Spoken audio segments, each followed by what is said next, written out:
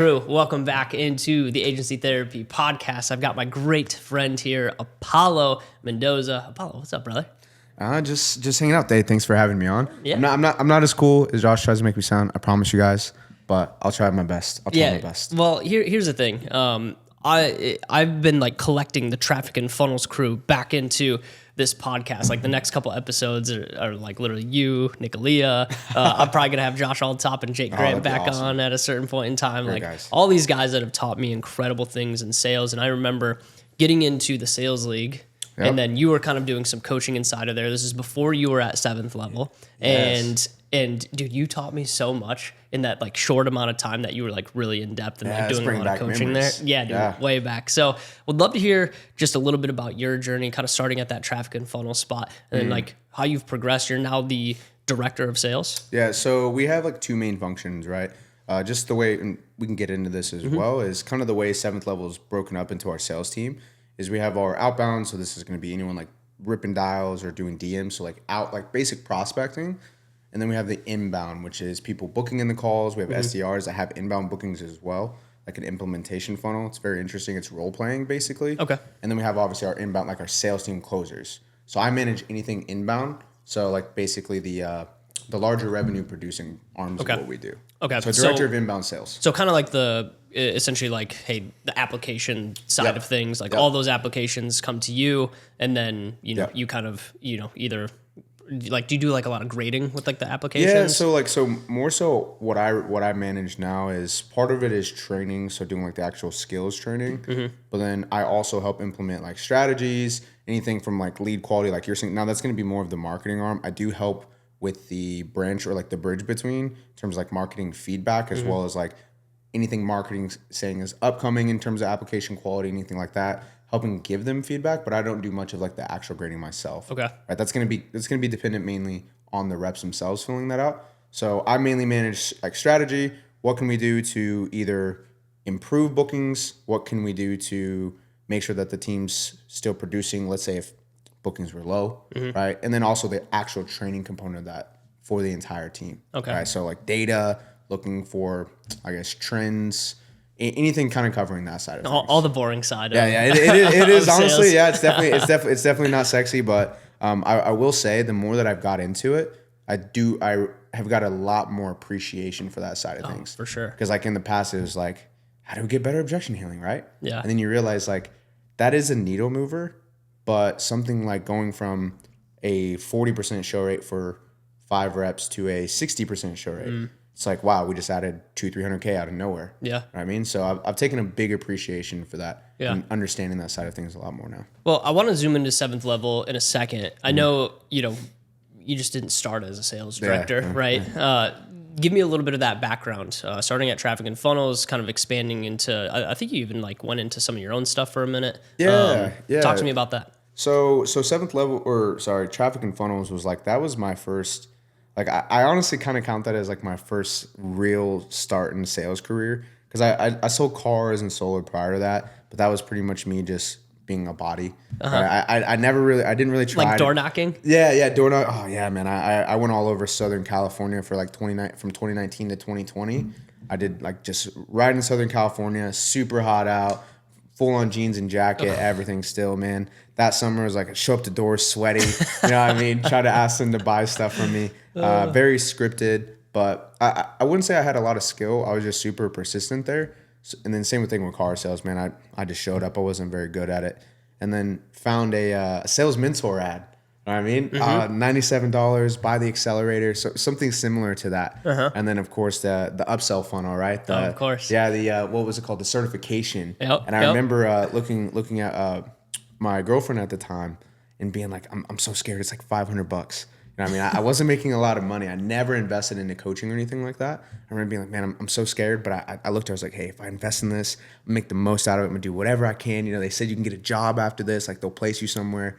And at the time, man, I was living with, we were both living with her mom. You know what I mean? So that was like an ego hit. I'm like, nah, I got to get us out of here. So I purchased that. Lo and behold, I started going through the training. I saw a Facebook post in their paid group. And it was like, hey, come be an SDR here and we'll interview. I was like, first thing I did, recorded the cheesiest video ever. Got on with Heather actually, who used to work there. She used to run all their recruiting. And then I think like that next week I started working from there, taking calls from the kitchen table on a stack of books. Let's go. You know what I mean, so I could stand, in Humble beginnings. Humble beginnings, man. Yeah, with a massive PS4 headset with a garbage mic, but just ripping dials. But I have a lot of appreciation for that time because number one, I will say that it taught me is just pure like hustle, right? Because that role was a grind. I'm sure if you ask Nick about that too, For sure, or even Jake if you have him on as well, because he went through that role. It just taught me like, okay, sometimes you just got to do the work even though it's not fun. So I have a lot of appreciation for that. I think I started really understanding how sales worked at that point, like what it really meant to help somebody overcome their own fears, overcome like the fear of investing in themselves. And then also the mindset side of things, man. Like my time in traffic and funnels, I still use a lot of like the mental frameworks that I learned there as well. Just like how to view the world, how to view what's the word I'm looking for? Like adversity, right? Really groomed me there. And also the community that was there, like Jake, Josh, Peyton, Anthony, all of them. And that time for like the next year or two was so much fun. There was a lot of camaraderie, being in the office, right? Nick was Nick was nicking. Nick was nicking. I used to say he sounded like a velociraptor because if you heard his laughing, you could hear it from anywhere and you knew exactly who it was. Oh yeah. But it taught me a lot, man. Definitely pushed me out of my comfort zone. I felt like I really grew as a person, especially just kind of with the circumstances going on. I moved out to Nashville, right? Because all the people in the office were making money. I was like, all right, I got to get there. So brought me and my girl out here. Was around some really great people, learned a lot of lessons there. But I would say the time at Traffic and Funnels, what it did is it gave me confidence, right?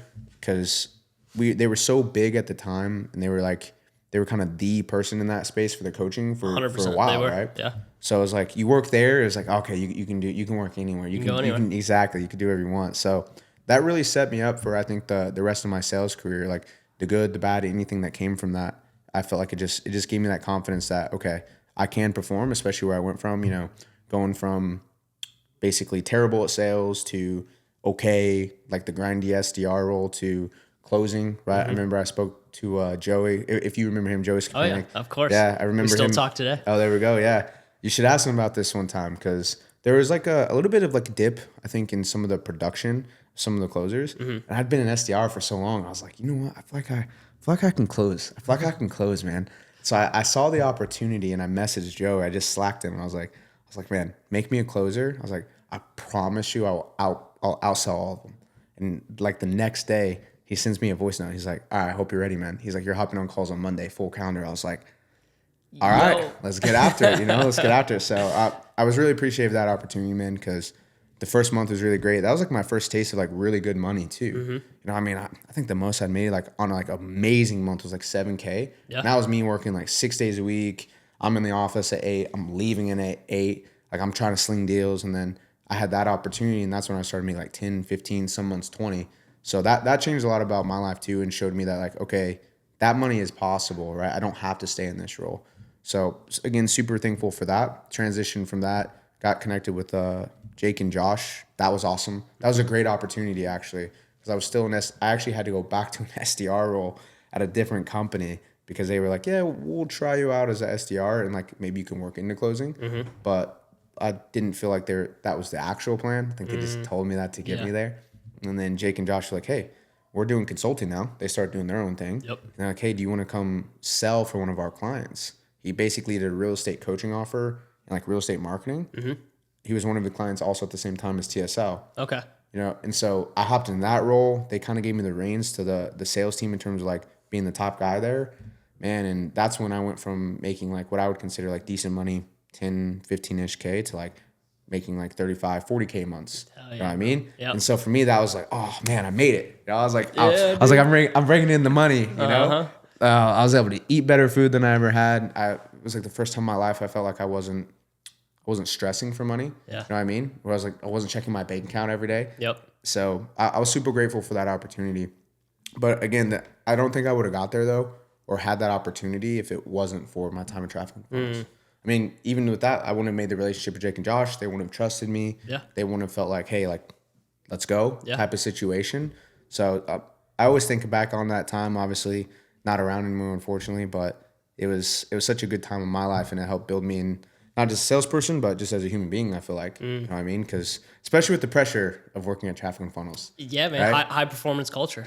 Yeah. High performance, but also high accountability, right? So I even use a lot of that in my own leadership today, right? Because like seeing the way like someone like Peyton led, which was obviously a lot of empathy. He cared for like all of us, which was amazing, but also he held us accountable to a higher standard of like where we said we wanted to be, right? If you said you wanted to be this guy or make this amount of money or make this amount of sales, he wasn't okay with you just being lesser than you could be. Yep. So I think that I still use that today, and I learned a lot from him and learned a lot from that time. So that helped me transition into that, I guess, the next season of my life, and still benefits me today, honestly, right? And I still have people even reaching out to me and be like, "Yeah, I remember you back in Traffic and Funnels days, man. love how you're doing now, or like love seeing you kind of rise up." So I'd say I definitely started from the grind, right? I will say like I went through a lot of struggles in that time, personally and professionally.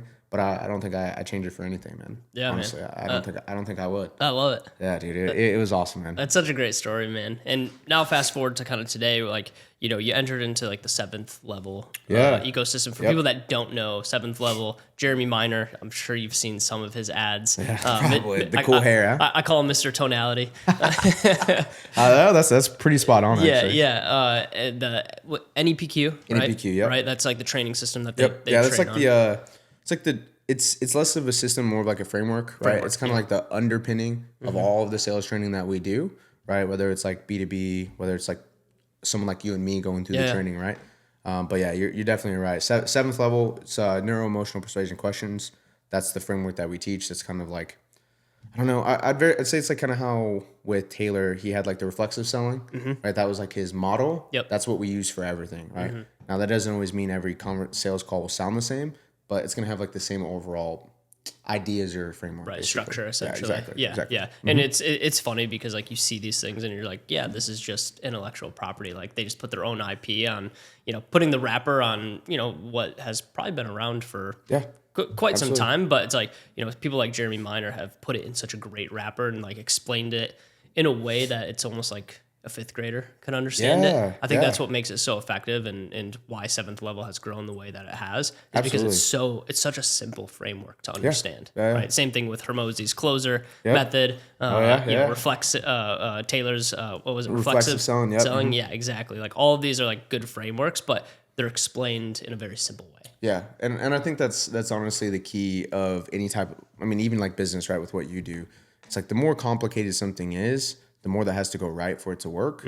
So simplicity is just like it's like a Nokia phone, right? Yeah. It's not as sexy, right? It's not gonna be as cool to show to your friends, but you know, probably 50 years from now, it'll probably still turn on if you plug in some batteries. You can still text, you can still make phone calls. Yeah, exactly. So that's how NEPQ is to me. Now, don't get me wrong, there's definitely complexities to it if you want to kind of go down the rabbit hole.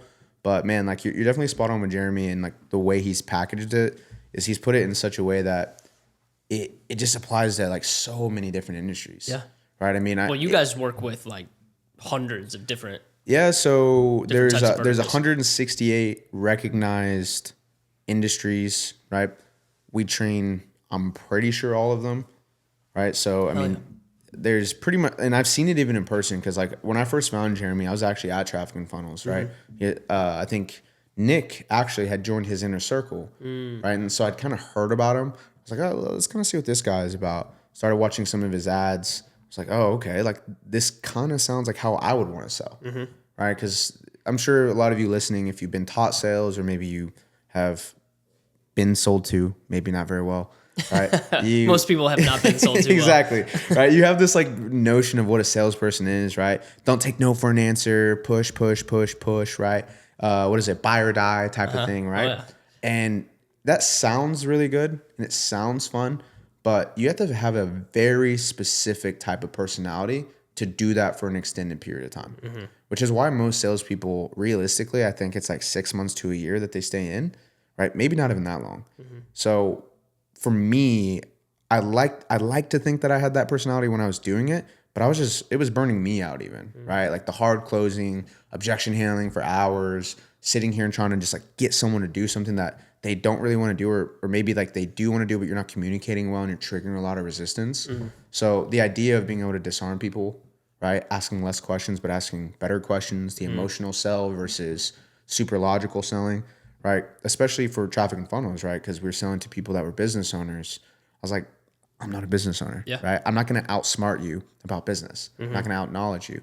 But what I can do is learn how to ask great questions that get you to sell yourself and why you should do it. That doesn't require me to be a genius. So that's kind of what attracted to me. Went down the rabbit hole, started really getting involved with them. Post traffic and funnels, actually, when I started working with Jake and Josh, I actually joined some of, it was terrifying actually, because this was before I started making any decent money. They had like one of the challenges that we run pretty consistently. We actually have one coming up this week that I'm going to help run, which is like full circle moment. You know what I mean? Is October of 2022. Actually, I remember it super vividly. It was like, watch this 3-day challenge. It's like, oh man, it's like going to change my life. And they dropped the training. It's like 3K. At that point, I'm like, oh man, I'm not making a lot of money. 3K is terrifying. I think I just actually managed to save up like 4K. And I was like, all right, this is going to basically empty out my bank account, but I'm going to do it anyways. Why not? So exactly. So I went from there. It was like just a basic training platform. Then a month later, I'm like, I got to get some coaching. So I found a way to get a personal loan. It was like I don't recommend this for everybody, right? But it was like a crazy like 30% interest loan, Oh, no. right? Yeah. But I was like, man, I need the coaching. Cause I mean, to be honest, man, I was just so tired of like feeling like I'm not making a lot of money, paycheck to paycheck type of situation at that point, right? Because I left traffic and funnels, was kind of in between some sales jobs. So I joined that training, put the money into it, got the coaching, which coincided really well with the timing with Jake and Josh. So they gave me a great opportunity. I had more leads than I could handle. Great offer as well, right? Great price points.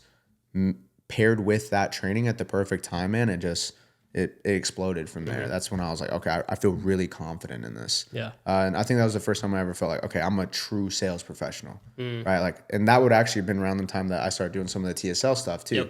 So I was like, I was teaching you guys, right? I was getting to do that, kind of work my teaching brain, which helped me learn it even better. So it all paired up really well, coincided at the perfect time. Oh, dude, it's funny that you say that, because that's essentially how I learned sales. Is that we had the our clients, which we help a lot in like the lead generation side or the operational side of the business, but like there was like this big gap of selling. And I was like, our clients don't have this stuff. Like they don't understand it, and they don't know how to be great salespeople. And so, I started getting more involved with Jake and Josh, started getting some of my own sales training. And I was like, okay, I know the fastest way for me to solidify this information is to go and teach it to other people. And like, I kind of took it in chunks, and don't be wrong, like I'm still working so hard on being like a great closer for my own company. We all are. And I think the thing that put me in the most comfort is like, when Josh and I had a conversation of like, is this something that I should even do? Like, am I like a complete imposter going to teach this stuff to my clients right now? And he goes, I'm still working on this stuff every day. He's like, I still get stumped. There's objections that I fold on still. And I was like, okay, heard. And like that gave me the confidence to like go and actually teach this stuff. And I'm transparent with my clients about it. Like, I still get stumped.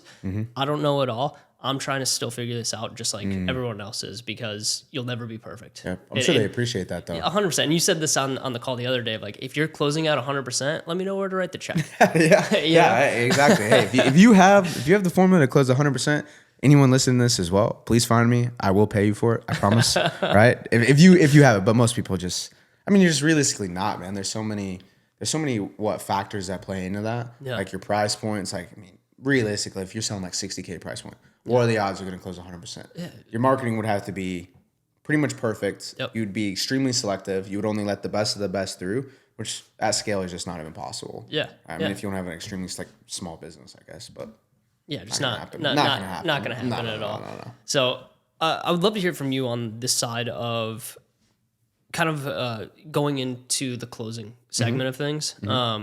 You were talking about like becoming more of like, I don't know if it was like an emotional seller is the right terminology. I would say that's accurate. But like going from like the hard closing type methodology, like how did you make that transition, or what were some of like the really big things for you that made that change into being, someone that asks the better questions? Yeah, so I'm pretty stubborn, honestly. Like I do love learning, and I'm open to new ideas, but I'm also hard to move off of beliefs.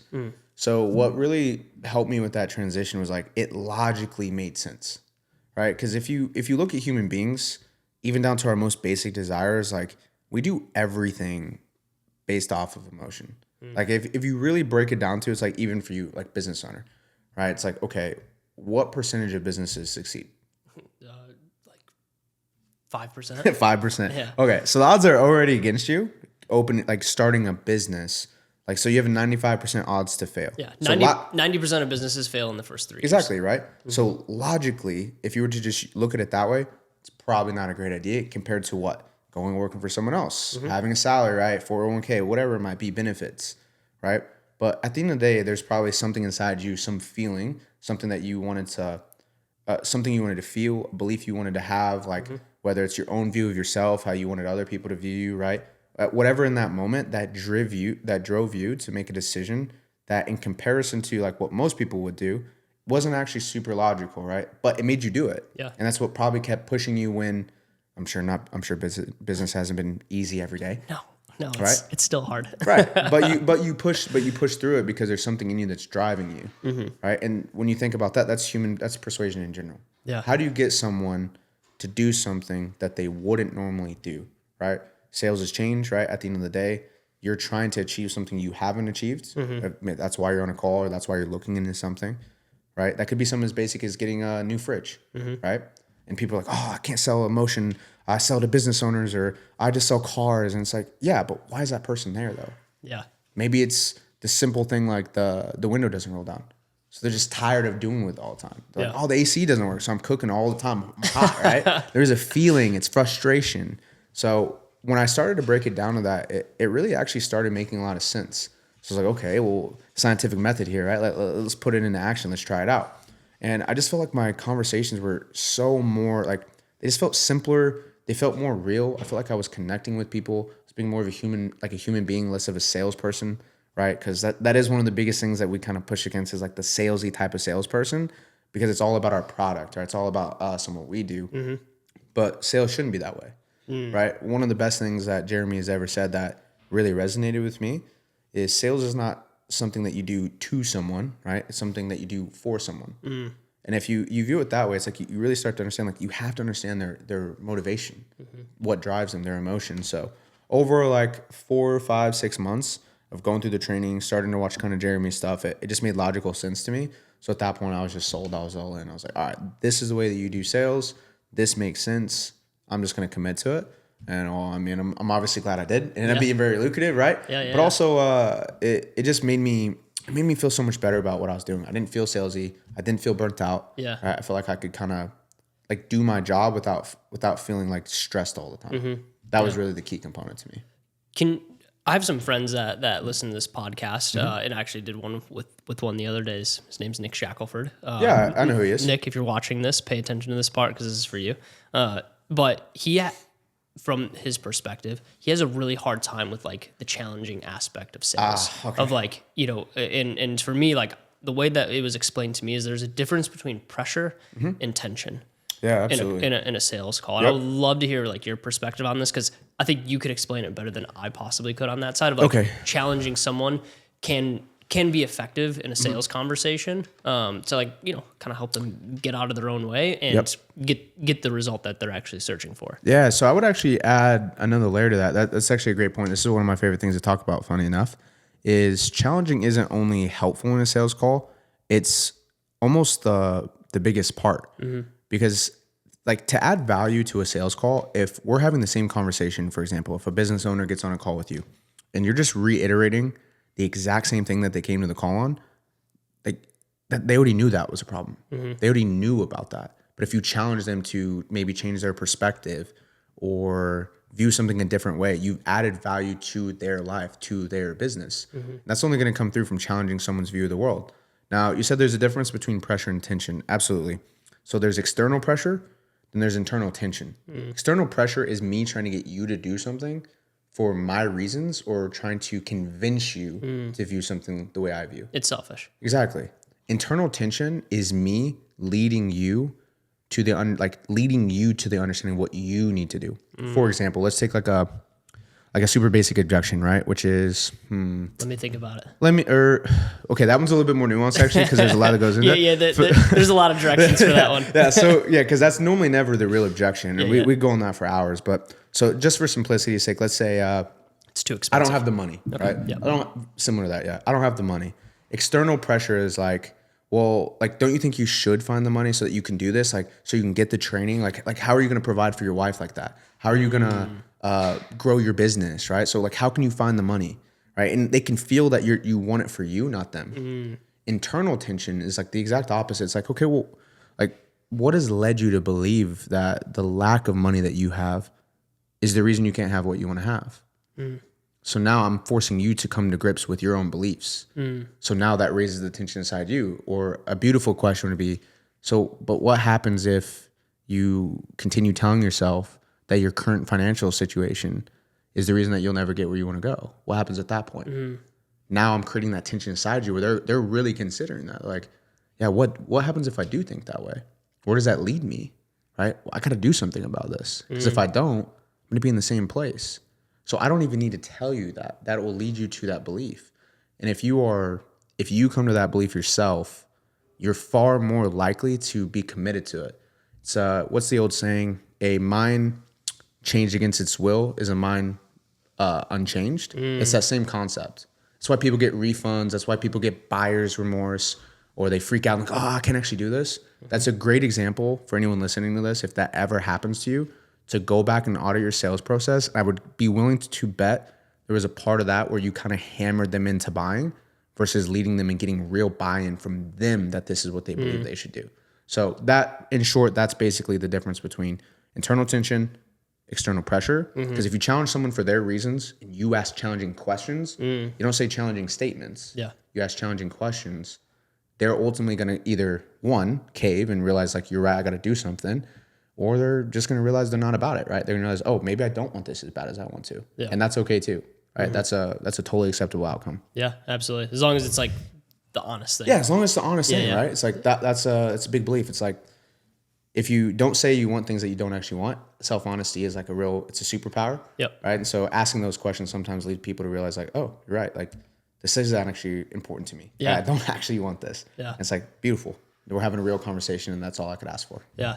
Do you ever find it's like helpful? I think it was Corey that was talking to me about this, of like breaking down the fourth wall of like the sales conversation. Yep. It's like the scene in Deadpool when Deadpool is talking directly to the camera. That's actually what I thought of. Yeah, exactly. And he's talking to the camera and it's like he's acknowledging that he's in a movie. And like, do you ever utilize that tactic at all of like, acknowledging like, hey, we're on a sales call. Oh, I love it. Yeah. I love that actually. Yeah. Especially in objection handling.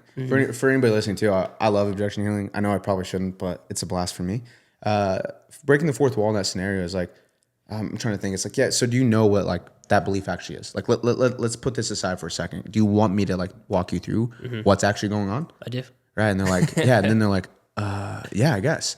Or like, okay, do you see what I did there? Do you see what question I asked you? Why do you think I asked you that?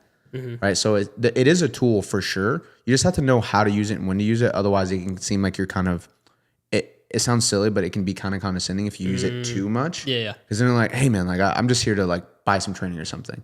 So you have to be careful of it, but it can be a very powerful tool to help them know like, hey, I'm a person too, right? Let's put this aside for a second, right? Like I know that we're both playing a game here. Right. Yeah. I tend to use it more of like if I can't get a straight answer, like if I'm, going through my rounds of objections and it's like, dude, we're spinning the wheels right now. Like we're not getting anywhere. And like, I'll just kind of set the conversation aside. Hey man, it's like just you and me here. Like, like what is it actually? Like, like we've talked about a lot and at the end of the day, like I think we can help you, but like, is it that you're just nervous? Are you, just unsure about the financial decision? Like, where do you think some of this weight is coming from? That's like Peyton Welch. One of the things he taught me a long time ago was, especially in a situation like that, he told me like, they can't play the game if you stop playing first. It's basically that same idea. I love that. That's such a good phrase. It's like, all right, let's not keep doing this. Let's just pause for a second. It's like, we both know like what's actually happening here. Like what's really behind this? Like be real with me, right? Like sales aside, sales call aside, money aside, right? Like just tell me, what do you feel is holding you back? Yeah. Right. It is a powerful tool for real. It's like, it's kind of just vulnerability, if you will. Yeah. Right. Yeah. It's like, hey man, I know you feel that. I'm probably trying to get you to do something. I know I work off commission, so I do make money from this sale for sure. I'm not going to lie to you about that.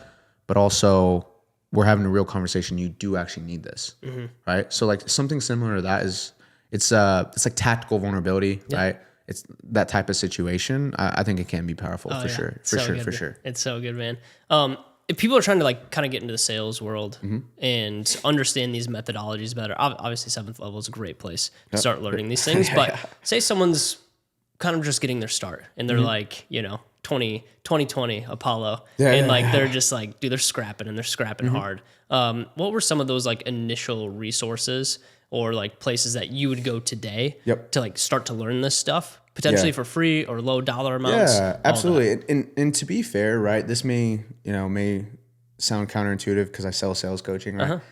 Is I don't actually believe everyone should start with like dropping $8,000 on a training because sometimes you're not even ready for that, right? You don't even know how to learn yet, right? So like you drop $8,000 on like self-improvement or something, you're not even able to really get the most out of it. So if I were to like start over from today, if I had less resources, maybe less time, I would, first off, if possible, if around you, I would find someone that has a certain level of success at sales that you want, right? Doesn't mean it's got to be the guy that makes the most money in the world, right? But maybe you find someone's like, I want what they have in terms of their role, their position, the outcomes they're getting, and just try to replicate them. I think it's Alex Hormozy says like replicate before you iterate. It's the same idea. Like go find someone, do what they do, and try to get as good as them or at least halfway as good as them because 7th level is amazing. What we teach is, in my opinion, the best sales process in the world. But also, like, almost any process will work if you get good at it, right? So find something and commit to learning it and doing it every single time. There's so many resources out there on YouTube. I mean, like you said, you have Alex Hormozy. I think he has sales training on there for free. He's got a ton. Literally, like a whole playlist around it. Jeremy has I think at this point, his YouTube has like 600 videos. Right. Matt Ryder had a bunch of trainings that he had. Taylor has some trainings that he's done on sales that are on YouTube as well. So I would just find someone that you really align with, pick a methodology, commit to mastering it and getting really good at it before you try to go spend thousands of dollars. If you do that, I mean, to a certain degree, like you're going to have a decent amount of success. Right. Are you going to be the top guy? Probably not. Right. Are you going to be the guy that's making $400,000 or $500,000, $600,000 a year? Probably not. But if you can go from making $3,000 a month to $7,000 a month, I mean, that's a pretty big change, and that can impact your lifestyle. That can put you in a position to invest further into training. That would be my recommendation right out of the gate, probably. Dude, that's spot on. I love that. That's huge, man. Well, real quick, where can people find you? So Apolo Mendoza on Facebook as well as Instagram. I know I'm boring. It's the same name. Those are the only two resources that I use. Or booking a call with 7th level and let me know. Tell the SDR or whoever calls you that you came in through me, and I'll hop on a call with you. Even though I don't take sales calls anymore, just let them know, and I'll hop on with you just for fun. Yeah, let's go, man. I love it. Well, dude, thank you so much for joining with me today. You guys go give Apollo a follow. I know you're pretty active on Facebook, right? Yeah. Facebook is probably my best resource. I don't know what it is. I like writing better than I like posting. Well, it's funny because like the whole Traffic and Funnels crew, they live and die on that platform. It's so funny to me. Now you say that, we do all stay on Facebook more than anything. Absolutely, dude, it's too funny, man. We'll have to get you on LinkedIn at some point in time. I'm on LinkedIn actually. Are you? Yeah. I've actually slowly been starting to post over there more. So actually, guys, if you want to add me on LinkedIn too, my following there is way smaller than on Facebook. But I will say I post some pretty decent stuff. So if you ever have any questions, also anyone, feel free to reach me out. I'm not gonna try to sell you anything. If you just want any help, some guidance, something, just anything, man. Just always feel free to shoot me a message. I don't bite. Well, our audience definitely appreciates that, man. All right, crew. Hey, thanks for tuning in to the Agency Therapy Podcast. We will see you guys in the next one. Peace. Adios.